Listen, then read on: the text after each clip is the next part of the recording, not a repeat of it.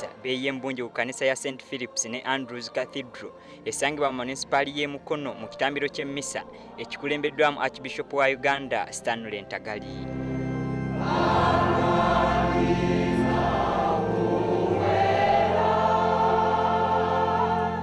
Bw'abadde ayogerako eri abantu ba Katonda, Archbishop Ntagali akubiriza bannabyabufuzi naddala okukomya okuyombagana mu kiseera kino ekyokulonda nga kinaatera okutuuka kubanga obukulembeze buva eri Mukama Katonda.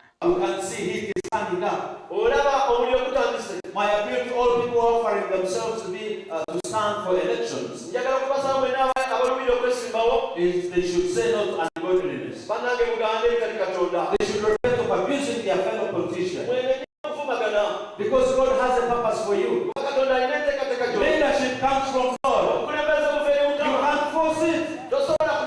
So be humble. Olw'ebigambo ebyo Archbishop byayogedde bannabyabufuzi abaludde nga tebalima kambugu okuli Reverend Bakaluba Mukasa ne munne Betty Nambooze Bakireke beegudde mu kafuba okulaga obwa Sseruganda.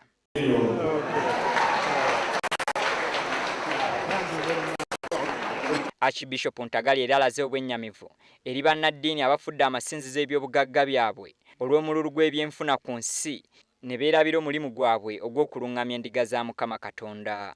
Greed and self-centeredness. Greed. Being so selfish.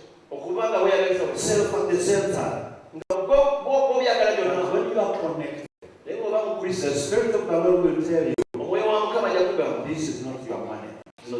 This is not your money. Ntagali amaze sabbiiti nnamba mu dayosisi y'e Mukono nga muno mulimu disitulikiti y'e Mukono Buyikwe ne Kayunga ng'abuulira ekigambo kya Mukama Katonda.